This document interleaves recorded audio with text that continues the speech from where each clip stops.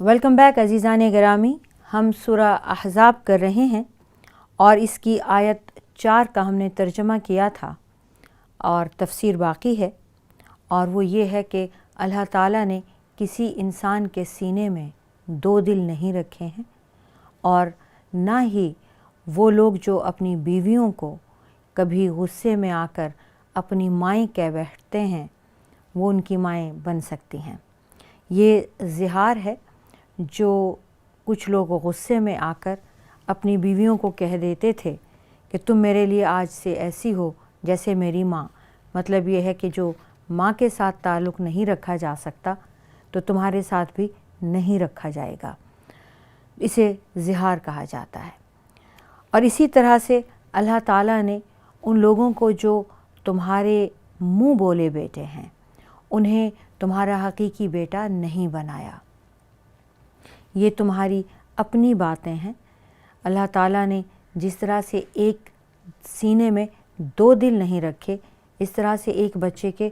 2 باپ نہیں ہو سکتے، اس طرح سے ایک وقت میں ایک عورت یا ماں ہو سکتی ہے یا بیوی ہو سکتی ہے۔ اس سے پیاری مثال بھی کبھی کوئی دے سکتا تھا جو اللہ تعالیٰ نے ہم سب کو عطا فرمائی۔ اور اللہ تعالیٰ صحیح بات کہتا ہے اور سیدھی راہ کی طرف ہدایت کرتا ہے۔ یہ پورا واقعہ بھی آگے آئے گا، بلکہ چند ایک واقعات ہیں جو ہم انشاءاللہ اسی صورت میں تفصیل سے آپ کو بتائیں گے۔ ادعوہم، انہیں بلایا کرو، لآبائہم، ان کے باپوں کے نام سے، ہوا اقسط عند اللہ، اللہ کے نزدیک یہ زیادہ انصاف کی بات ہے۔ فإن لم تعلموا، اور اگر تمہیں معلوم نہ ہو آباءہم، ان کے باپوں کے نام کے بارے میں، فإخوانکم فی الدین، تو وہ پھر وہ تمہارے بھائی ہیں دین میں، وموالیکم، اور تمہارے دوست ہیں۔ ولیس علیکم جناح، اور تم پر کوئی گناہ نہیں، فیما اخطأتم بہ، اس کے معاملے میں جو تم بھول چوک جاؤ، ولیکن، اور لیکن، ما تعمدت قلوبکم، تمہارے دل جس بات کا عزم کر لیں تو پھر وہ گناہ ہے۔ وکان اللہ غفور الرحیم، اور اللہ تعالیٰ بہت بخشنے والا، رحم کرنے والا ہے۔ بچوں کو ان کے باپوں کے نام سے پکارا جائے۔ آپ صلی اللہ علیہ وآلہ وسلم نے زید بن حارثہ جو کہ ایک غلام تھے، حضرت خدیجہ نے خریدا تھا انہیں، اور یہ بچے تھے جب آپ صلی اللہ علیہ وآلہ وسلم سے سیدہ خدیجہ کا نکاح ہوا۔ آپ صلی اللہ علیہ وآلہ وسلم انہیں بہت پیار کرتے تھے اور بہت لاڈ سے، بہت محبت سے آپ نے انہیں پرورش عطا کی۔ حضرت خدیجہ نے جب آپ کا پیار اور محبت دیکھا تو حضرت خدیجہ نے یہ آپ کو بطور تحفے کے حضرت زید عطا کر دیے کہ وہ آپ کا چھوٹا چھوٹا کام کریں، آپ کا دھیان کریں۔ حضرت زید غلاموں کی اولاد نہیں تھے، بلکہ سردار کے بیٹے اور دوسرے سردار کے بھتیجے تھے۔ پتہ چلا کچھ عرصے کے بعد انہیں کہیں سے ڈھونڈتے ڈھانڈتے کہ حضرت زید کو فلاں جگہ بیچا گیا تھا اور فلاں خاتون نے خریدا تھا اور اب وہ مکہ میں ہیں۔ وہ ڈھونڈتے ہوئے اپنے بیٹے کو آئے اور آ کر انہوں نے آپ صلی اللہ علیہ وآلہ وسلم سے درخواست کی کہ جتنا ان کو خریدنے میں اور جتنا ان پر خرچ ہوا اور جتنا وہ مزید بھی اگر چاہیں تو وہ مطالبہ کریں اور سیدنا زید بن حارثہ کو واپس کر دیں۔ آپ صلی اللہ علیہ وآلہ وسلم نے حضرت زید بن حارثہ سے بہت محبت سے پوچھا کہ یہ تمہارے والد ہیں، یہ تمہارے چچا ہیں، پہچانتے ہو؟ وہ کہنے لگے ہاں میں پہچانتا ہوں۔ تو فرمایا کہ اگر تم جانا چاہتے ہو تو تم آزاد ہو۔ آپ صلی اللہ علیہ وآلہ وسلم نے انہیں آزاد کر کے اپنا بیٹا بنا لیا۔ آپ نے فرمایا ان کے چچا سے بھی اور ان کے والد سے بھی کہ اگر یہ جانا چاہتے ہیں خوشی سے تو میں کچھ بھی نہیں لیتا، نہ ان کی وہ قیمت جو سیدہ خدیجہ نے ادا کی تھی، نہ ان کا کوئی بھی پرورش پہ خرچ کرنے والا کوئی بھی مطالبہ نہیں ہے، تو یہ جا سکتے ہیں، اور اگر یہ رکنا چاہیں تو پھر تم مجبور نہ کرنا۔ انہوں نے اپنے بیٹے سے اور چچا نے اپنے بھتیجے سے بات کی اور حضرت زید نے انکار کر دیا۔ انہوں نے اپنے چچا اور والد کے ساتھ جانے سے انکار کیا اور رسول پاک صلی اللہ علیہ وآلہ وسلم کے غلامی کو اپنے لیے چن لیا، پسند کیا۔ آپ صلی اللہ علیہ وآلہ وسلم کو ان سے اس قدر اس بات پر پیار آیا کہ آپ حرم میں، مسجد الحرام میں، بیت اللہ میں چلے گئے، اور اس وقت کا ایک رواج ہوتا تھا کہ اونچی آواز سے اعلان کرنا۔ آپ نے اعلان فرمایا کہ لوگوں سنو، آج سے یہ زید بن حارثہ نہیں، یہ زید بن محمد ہیں، میں انہیں اپنا بیٹا بناتا ہوں۔ لوگوں نے، اور ساتھ میں یہ بھی فرمایا کہ اگر مجھے کچھ ہو جائے تو میرا وارث زید ہوگا، اور اگر زید کو کچھ ہو جائے تو اس کی وراثت میں میں حقدار ہوں گا۔ یعنی اپنا بیٹا بنا لیا، اور اسے متبنہ کہتے ہیں، اور یہ اس زمانے میں یہی رواج تھا۔ لوگوں نے حضرت زید کو زید بن محمد کہنا شروع کیا، اور اس کے بعد ایک زمانے تک حضرت زید کو زید بن محمد کہا جانے لگا، اور یہ کہتے رہے یہاں تک کہ آپ صلی اللہ علیہ وآلہ وسلم نے حضرت زید کا نکاح اپنی پھوپھی زاد بہن زینب بنت جہش سے کیا۔ جب آپ صلی اللہ علیہ وآلہ وسلم نے ان کے پاس رشتہ بھیجا تو حضرت زینب کے ذہن میں بھی آیا، اور انہوں نے اس کا اظہار بھی وہاں موجود خواتین کے سامنے کر دیا کہ میں ہاشمی ہوں، میں ان کی پھوپھی زاد بہن ہوں، اور بہت ساری خواتین جو دوسرے قبائل کی ہیں اور جو عمر میں، علم میں، صورت میں میرے برابر کی بھی نہیں ہیں، ان کے ساتھ تو آپ نے خود نکاح فرما لیا، اور مجھے آپ اپنے غلام کے ساتھ نکاح کرنے کے لیے کہہ رہے ہیں۔ یہاں تک کہ اللہ تعالیٰ نے آیت نازل فرما دی کہ اللہ اور اللہ کا رسول جب کوئی فیصلہ کر دیں تو اللہ کے رسول کے فیصلے پر نہ تو انکار کرنے کی گنجائش ہے اور نہ ہی دل میں تنگ ہونا ہے۔ یعنی مسلمانوں کا فرض یہ ہے کہ سر تسلیم خم کر دیں، اور پھر دل میں بھی اس بات کو برا نہ سمجھیں اور یہ نہ سوچیں کہ کیوں کہا گیا۔ تو حضرت زینب نے نکاح کے لیے ہاں کر دی۔ اس آیت کو سننے کے بعد کوئی گنجائش بھی نہیں تھی، نکاح بھی ہو گیا۔ اب حضرت زید کو بھی معلوم تھا کہ سیدہ زینب انہیں خود سے کمتر سمجھتی ہیں، اور ظاہر ہے کہ اگر بیوی بہت اعلیٰ نسب کی ہو تو وہ ڈیو رسپیکٹ ہوتی بھی نہیں، اور حضرت زینب کو بھی یہ بات، یہ گمان ہمیشہ رہا۔ پھر ایک وقت ایسا بھی آیا کہ حضرت زید اس بات پر ان کا دل برا ہو گیا اور حضرت زینب کا دل مائل ہو گیا۔ حضرت زینب حضرت زید کے ساتھ رہیں، ان کے اخلاق اور ان کے کردار سے متاثر ہوئیں تو ان کے دل میں کچھ نرمی آ گئی، لیکن حضرت زید اور حضرت زینب کی کبھی آپس میں ویسے بن نہ پائی جو اس وقت کے میاں بیوی محبت کے ساتھ اور شریعت کے مطابق رہا کرتے تھے، یہاں تک کہ حضرت زید نے بار بار سوچا کہ کیوں نہ وہ انہیں طلاق دے دیں۔ آپ صلی اللہ علیہ وآلہ وسلم نے سیدنا زید کو اس بات سے روکے رکھا اور ہمیشہ انہیں واپس اپنے اس رشتے کو برقرار رکھنے کا حکم دیا اور سمجھا کے انہیں واپس بھیج دیا۔ عزیزان گرامی، اس کے بعد ہم دوبارہ یہ آیات آئیں گی اور اس کی تفصیل بتائیں گے۔ اب بات آتی ہے متبنہ کی۔ جب حضرت زید کو حضرت محمد صلی اللہ علیہ وآلہ وسلم کا متبنہ بننے کا شرف حاصل ہوا تو ایک زمانے تک لوگ وہی کہتے رہے۔ اب آگے جو احکامات آ رہے ہیں اس کے مطابق اللہ تعالیٰ نے یہ طے فرما دیا کہ اب متبنہ کو اس کے اپنے اصلی باپ کے نام سے پکارا جائے۔ جو منہ بولے بیٹے بنانے والے ہیں وہ اسے اب اس کے والد کے نام سے ہی یاد کریں، لیکن بعض بچہ ایسا ہوگا جو آپ نے بہت بچپن میں لے لیا، اس کو گود لے لیا اور پتہ بھی نہیں اس کے باپ کا، یا کوئی یتیم ہے، تو فرما دیا کہ اگر ایسا ہے کہ باپ کا نام پتہ نہیں ہے تو پھر کوئی بات نہیں، پھر کوئی گناہ نہیں، لیکن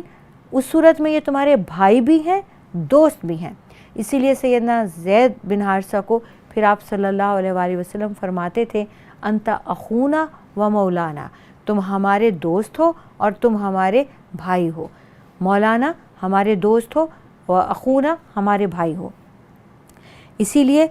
سوچ سمجھ کر، جان بوجھ کر باپ کا نام بدلنا یا باپ کا نام نہ بتانا غلط ہے، لیکن اگر نہ معلوم ہو تو کوئی بات نہیں، اللہ تعالیٰ بخشنے والا مہربان ہے۔ اسی طرح سے آپ صلی اللہ علیہ وآلہ وسلم نے جب حضرت زید کو اپنی بیوی کے ساتھ نکاح برقرار رکھنے کا بار بار حکم دیا تو اس کے بعد پھر حضرت زید رک جاتے تھے، لیکن یہ نکاح سال ڈیڑھ سال میں بالآخر طلاق پر ہی ختم ہوا، اور جب یہ طلاق ہو گئی تو حضرت زید کو آپ صلی اللہ علیہ وآلہ وسلم کا یہ ارادہ، حضرت زینب کا یہ ارادہ کہ آپ صلی اللہ علیہ وآلہ وسلم نے نکاح کر لیا ہوتا تو بہتر تھا، معلوم تھا، مگر آپ صلی اللہ علیہ وآلہ وسلم کے دل میں یہ بات تھی اور یہ خدشہ تھا، یہ ڈر تھا کہ اب یہ منافقین اس بات کو بڑھاوا دیں گے اور یہ کہیں گے کہ کل کو منہ بولا بیٹا بنایا تھا، آج اس کی بیوی سے نکاح کر رہے ہیں۔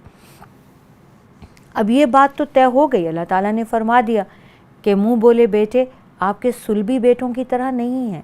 جو آپ کے اپنی پیدائش جن کے جو آپ کی پشت سے پیدا ہوتے ہیں اس کی بیوی آپ پر ہمیشہ کے لیے حرام ہے، لیکن وہ جن کو آپ ویسے ہی بیٹا کہہ دیتے ہیں یا پکارتے ہوئے بھی اپنا بیٹا کہہ دیتے ہیں یا سچ مچ آپ نے انہیں منہ بولا بیٹا بھی بنایا ہوا ہوتا ہے، منہ بولا بھائی بھی بھائی نہیں ہوتا، منہ بولا بیٹا بھی بیٹا نہیں ہوتا، منہ بولی بیٹی بھی بیٹی نہیں ہوتی، تو اس کی وجہ سے منہ بولی بیٹی کی جو بیٹی ہے یا بیٹا ہے اس سے بھی، اور منہ بولے بیٹے کی بھی جو بیوی ہے اس سے بھی پھر رشتہ رکھا جا سکتا ہے۔ وہ ویسے نہیں ہوں گے جیسے کہ سگی بیٹی ہے تو اس کے شوہر، وہ شوہر حرام ہوگا، تو سگا بیٹا ہے اس کی بیوی آپ پر حرام ہوگی، تو یہ وہ سلسلہ ہی نہیں ہے۔ النبی، جو نبی ہیں، اولا بالمؤمنین من انفسہم، وہ مومنوں پر بہت زیادہ حق رکھتے ہیں، ان کی اپنی جانوں سے بھی زیادہ، وازواجہ، اور ان کی بیویاں، امہاتہم، وہ مومنوں کی مائیں ہیں، واولی الارحام، اور رشتہ دار، بعضہم اولا ببعض، ایک دوسرے سے بڑھ کر ہوتے ہیں، فی کتاب اللہ، اللہ تعالیٰ کی جو لکھی ہوئی مقدار ہے، کتاب ہے، یعنی ترکہ، من المؤمنین، مومنوں سے، والمہاجرین، اور مہاجروں سے، الا، سوائے، ان تفعلوا، کہ تم وہ کرو، الی اولیائکم معروفا، اگر تم اپنے دوستوں سے کوئی بھلائی کرنا چاہو تو وہ ایک الگ بات ہے، کان ذالک، یقیناً یہ لکھا ہوا ہے، فی الکتابی، اللہ تعالیٰ کی کتاب میں، مستورہ، یہ حکم، یہ لکھا ہوا آ چکا ہے۔ نبی مومنوں پر ان کی اپنی جانوں سے بھی زیادہ حق رکھتے ہیں، اور نبی کی بیویاں مومنوں کی مائیں ہیں، اور رشتہ دار کتاب کی، اللہ کی کتاب کی روح سے، اللہ کے احکامات کی روح سے دوسرے مومنین اور مہاجرین کے نسبت آپس میں وراثت کے، ترکے کے زیادہ حقدار ہیں، مگر تم اپنے دوستوں سے کوئی بھلائی کرنا چاہو، انہیں کچھ دینا چاہو تو دے سکتے ہو، یہ کتاب الہی میں لکھا ہوا ہے۔ جب مسلمان ہجرت کر کے مدینہ میں آئے تو انصار اور مہاجرین باہم بھائی بھائی بن گئے، اور مہاجرین انصار کو اپنی جائیداد میں سے اور اپنی وراثت میں سے بھی دینے لگے، تو مہاجرین اور انصار آپس میں ایک دوسرے کا ورثہ بھی لینے لگے، وارث بھی بن گئے، اور جو بھی ترکہ اور وراثت ہوتی تھی یہ مسلمان کو آپس میں دیتا رہا، یہاں تک کہ اللہ تعالیٰ نے وراثت کے قوانین بنا دیے اور یہ طے کر دیا کہ اب جو دوست ہیں ان کو آپ اپنی خوشی سے ہبہ کر سکتے ہیں، وہ آپ کی جائیداد کا 1/3 ہوگا، لیکن جو وارث ہیں، جو آپ کے رشتہ دار ہیں، آپ کے بہن بھائی ہیں، آپ کی اولاد ہے، آپ کے ماں باپ ہیں، جو آپ کی جائیداد کے صحیح وارث ہیں، انہیں محروم نہ کیا جائے، اور رشتہ دار جو ہیں وہ اس رشتے سے زیادہ وراثت کے حقدار ہیں۔ تو پھر بھی اگر کوئی اپنے دوست کو کچھ بھی دینا چاہے اور جس سے محبت ہے اسے دینا چاہے تو دے سکتا ہے، اپنی وراثت کا، اپنی جائیداد کا، لیکن 1/3، تو 1/3 اسے ہبہ کرنے کا حق ہے، وہ جس سے محبت ہے اسے دے دے، لیکن وراثت سے وارثوں کو محروم نہ کرے۔ یہ وراثت کے قوانین بننے کے پہلے کی بات ہے کہ سب مسلمان آپس میں ایک دوسرے کو اپنا وارث بنا دیتے تھے اور رشتہ دار محروم ہو جاتے تھے۔ وَإِذْ أَخَذْنَا، اور جب ہم نے لیا، من النبیین، نبیوں سے، میثاقہم، ایک پختہ عہد، ومنک، اور آپ سے بھی لیا، ومن نوح، اور حضرت نوح سے لیا، وابراہیم، اور ابراہیم سے لیا، وموسیٰ وعیسیٰ، اور حضرت موسیٰ اور حضرت عیسیٰ سے لیا، عیسیٰ بن مریم، عیسیٰ بن مریم سے لیا، وَأَخَذْنَا مِنْهُمْ، اور ہم نے ان سے لیا، میثاقاً غلیظا، ایک پختہ عہد۔ लियसअला, ताकि अल्लाह ताला लियसअल सादिकीना, सच्चों से सवाल करे, अन सिद्क़िहिम, उनकी सच्चाई के बारे में, वअद्दा, और तैयार किया है अल्लाह ताला ने, लिल काफिरीना, काफिरों के लिए, अज़ाबन अलीमा, बहुत दर्दनाक अज़ाब। ए नबी अकरम सल्लल्लाहु अलैहि वसल्लम, याद कीजिए जब हमने तमाम नबियों से अहद लिया और आपसे भी अहद लिया, नूह, इब्राहीम, मूसा, ईसा बिन मरियम से भी अहद लिया, और इन सब से हमने एक पक्का वादा लिया ताकि अल्लाह सच्चों से उनकी सच्चाई के मुतालिक पूछे, यानी इन अम्बिया से क़यामत के दिन अल्लाह ताला गवाही ले ले। और अल्लाह ताला ने इन काफिरों के लिए दर्दनाक अज़ाब तैयार करके रखा हुआ है। या अय्युहल्लज़ीना आमनू, ए ईमान वालो, उज़्कुरू निअमतल्लाहि, तुम याद करो अल्लाह की नेमतों को, अलैकुम, जो तुम पर हैं, इज़ जाअतकुम, जब आ लिया तुम्हें, जुनूदन, लश्कर ने, फ़अरसलना, फिर हमने भेजे, अलैहिम, उन लश्करों पर, रीहन, हवा, व जुनूदन, और लश्कर भेजे, लम तरौहा, जिन्हें तुम देख नहीं सकते थे, वकान अल्लाहु, और है अल्लाह, बिमा तामलूना बसीरा, जो कुछ तुम करते उसे देख रहा है। इज़ जाऊकुम, जब आए तुम्हारे पास, मिन फ़ौक़िकुम, तुम्हारे ऊपर से, व मिन अस्फ़ल मिनकुम, और तुम्हारे नीचे की तरफ से, व इज़ ज़ाग़तिल अबसार, और जब तुम्हारी आँखें खौफ व हरास की वजह से फटी रह गईं, पीछे हट गईं, व बलगतिल क़ुलूबुल हनाजिरा, और कलेजे हलकों तक आ गए, व तज़ुन्नून, और तुम सोचने लगे, बिल्लाहि ज़ुनूना, अल्लाह ताला के बारे में भी तुम तरह तरह के गुमान करने लगे। ये अहज़ाब की जंग का वाक़या है। ये सूरा अहज़ाब इसी जंग के नाम से, अहज़ाब के नाम से है। हिज़्ब कहते हैं एक गिरोह को, एक जमात को, अहज़ाब जमातें। जंग खंदक का नाम जंग अहज़ाब भी है। ये ग़ज़वा आप सल्लल्लाहु अलैहि वसल्लम के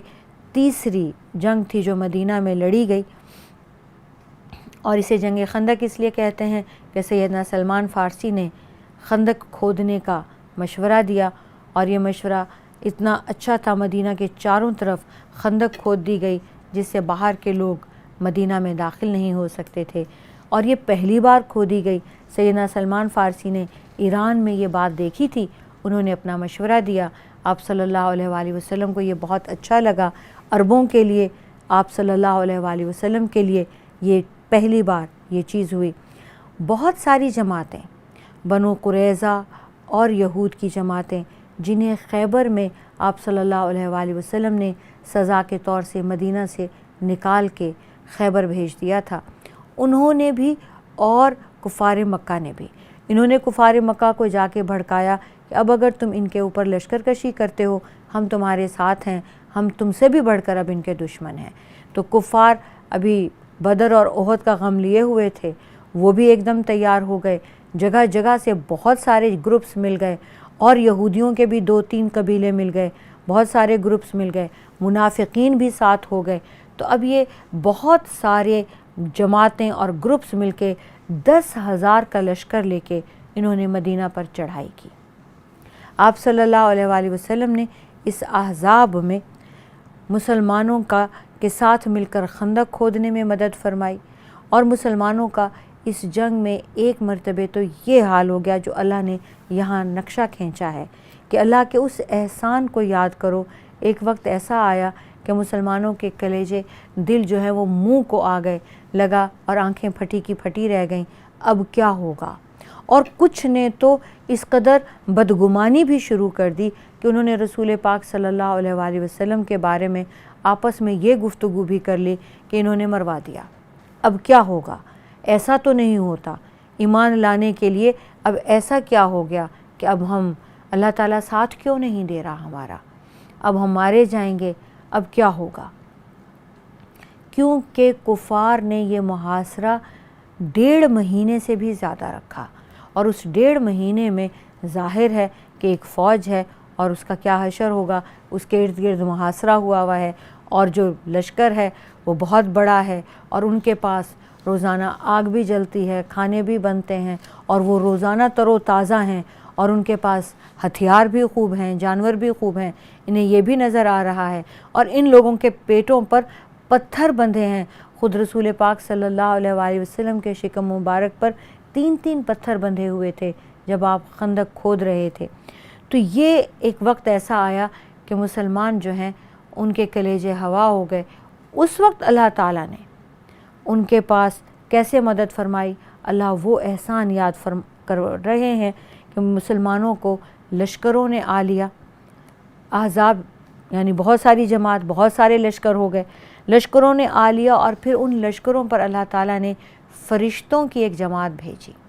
جنہوں نے اتنی تیز آندھی چلائی، اتنا بڑا طوفان لائے کہ وہ لوگ، ان کے دیگیں بھی مٹیوں سے بھر گئیں، ان کے خیموں بھی مٹیوں سے بھر گئے، اور ہوا نے خیمے اڑا دیے، اور ان کے ڈنڈے ان کے اوپر آ گرے، اور ان کا یہ حال ہوا کہ اب انہوں نے آپس میں ایک دوسرے کو بھاگنے کے علاوہ اور کوئی پیغام نہ دیا، اور مسلمان جو ہیں وہ حیران پریشان۔ وہ آندھی کا رخ مسلمانوں کی طرف تھا ہی نہیں، آندھی آ رہی ہے، طوفان آ رہا ہے، اور پورے اس لشکر کو اڑا کے اور گھسیٹ کے لے جا رہا ہے، یہاں تک کہ وہ اپنا سارا کچھ چھوڑ کر وہاں سے چلے گئے۔ اور رسول پاک صلی اللہ علیہ وآلہ وسلم نے فرمایا کہ یہ جنگ، یہ غزوہ آخری ہے جو کافروں نے ہم پہ حملہ کیا ہے۔ اب آج کے بعد، اس لڑائی کے بعد اگر کوئی لڑائی ہوتی ہے تو وہ صرف اس حال میں ہوگی کہ مسلمان حملہ آور ہوں گے، اب اپنا دفاع نہیں کرتے پھریں گے، اب یہ لوگ اپنا دفاع کریں گے اور مسلمان حملہ کریں گے۔ یہ باقاعدہ جنگ ہوئی بھی نہیں سوائے چند ایک مبارزت کے، جو سیدنا علی رضی اللہ تعالی عنہ نے ایک سردار کو وہاں پر، جو بہت ہی بڑا مانا جاتا تھا، اس کا نام شاید عمرو بن عبدود تھا، اس کو وہ آمنے سامنے مقابلے میں آیا، سیدنا علی رضی اللہ تعالی عنہ نے اسے قتل کر دیا، اور یہ ایک مسلمانوں کی بہت بڑی فتح اور نصرت تھی۔ اللہ تعالیٰ نے کافروں کو، ان کی جماعتوں پر ایک تو آندھی بھیجی، اور دوسرے جس کی وجہ سے کوئی خیمہ نہیں بچا، آگ بھی نہیں جلا سکتے تھے، نہ رک سکتے تھے، بہرحال چلے گئے، اور ایک پورا لشکر فرشتوں کا بھی اللہ تعالیٰ نے بھیجا۔ اللہ تعالیٰ فرماتے ہیں کہ مومن ہر طرح کے گمان میں مبتلا ہوئے، نفاق پھوٹ پڑا تھا، حتیٰ کہ عمرو بن عوف کے ایک شخص معتب نے یہاں تک کہہ دیا کہ محمد صلی اللہ علیہ وآلہ وسلم نے تو ہم سے وعدہ کیا تھا کہ ہم کیسر و کسریٰ کے خزانوں کو کھائیں گے، مگر اب تو یہ حالت ہے کہ ہم رفع حاجت کے لیے بھی باہر نہیں جا سکتے۔ محاصرہ بہت لمبا ہو گیا تھا، اور ظاہر ہے مسلمانوں کو بہت تکلیف ہو رہی تھی۔ ہنالک ابتلی المؤمنون، وہاں مومن آزمائے گئے، بہت بری آزمائش آئی، وزلزلوا زلزالا شدیدا، اور وہاں شدت سے ہلا مارے گئے، مومنوں کو بہت زور کی یہاں پہ جھٹکے لگے۔ وَإِذْ يَقُولُ الْمُنَافِقُونَ، اور جن لوگوں کے دل میں نفاق تھا، وَالَّذِينَ فِي قُلُوبِهِم مَرَض، اور جن کے دلوں میں روگ تھا، مرض تھا، ما وعدنا اللہ ورسولہ الا غرورا، تو منافق تو یہ کہہ گئے، اور بیمار دل کے لوگوں نے تو یہاں تک کہہ دیا کہ اللہ نے اور اللہ کے رسول نے دھوکہ دے دیا، کوئی وعدہ نہیں کیا۔ وَإِذْ قَالَتْ طَائِفَةٌ، اور جب کہہ رہی تھی ایک جماعت، منہم ان میں سے، یا اہل یثرب لا مقام لکم فرجعوا، تو ان میں سے ایک گروہ نے تب یہ کہہ دیا، اے اہل یثرب، آج تمہارے لیے اس لشکر کے ساتھ کوئی قیام گاہ نہیں ہے، لہٰذا تم لوٹ چلو۔ اور ان میں سے وَيَسْتَأْذِنْ فَرِيقٌ مِّنْهُمْ، اور ان میں سے ایک گروہ اجازت مانگنے لگا نبی سے، یقولون، اور کہنے لگا، اِنَّ بُیُوتُنَا عَوْرَةٌ، ہمارے جو گھر ہیں کھلے ہوئے ہیں، غیر محفوظ ہیں، وَمَا هِيَ بِعَوْرَةٍ، جبکہ ایسا نہیں تھا، وہ غیر محفوظ نہیں تھے، اِن یُرِیدُونَ إِلَّا فِرَارًا، اس کے سوا کہ وہ جنگ سے بھاگ رہے تھے، اور کوئی بات نہیں تھی۔ اللہ تعالیٰ نے پوری بات کھل کر بتا دی کہ غزوہ خندق میں مسلمانوں کا یہ حال ہوا، اور ایک گروپ جو آیا آپ صلی اللہ علیہ وآلہ وسلم سے یہ کہنے کہ ہم تو گھر کھلے چھوڑ آئے تھے، خیال تھا کہ کچھ دنوں کی بات ہے، اب یہاں تو مہینوں لگ رہے ہیں، تو اب ہمیں جانے دیں، ہمارے گھر محفوظ نہیں ہیں، گھر میں سامان ہے، گھر میں عورتیں ہیں، گھر میں بچے ہیں، ہمیں جانے دیں، اور اجازت مانگنے لگے، تو اللہ تعالیٰ نے بتایا کہ ایسا نہیں ہے۔ اس میں نفاق بھی پھوٹ پڑا ہے، بعض لوگ ایسے بھی ہیں جو یہ کہنے لگے، اور کچھ منافقین بھی تھے اور کچھ تھوڑے ایمان والے بھی تھے جنہوں نے یہ کہنا شروع کر دیا کہ وہ وعدہ کیا ہوا، ہمیں تو بہت بڑے بڑے وعدے دیے جا رہے تھے، یہ تو مارے گئے ہم یہاں پہ، ہم تو اب کیا ہو گیا، اب یہ تو سارے غرور جو ہے، اس کا مطلب دھوکہ ہوتا ہے، یہ فریب تھا، یہ دھوکہ تھا، یہ کون سے وعدے پورے ہو رہے ہیں۔ اور کچھ نے کہا ہمیں جانے دیجیے۔ عزیزان گرامی، چھوٹی سی بریک لیتے ہیں، یہیں سے شروع کریں گے۔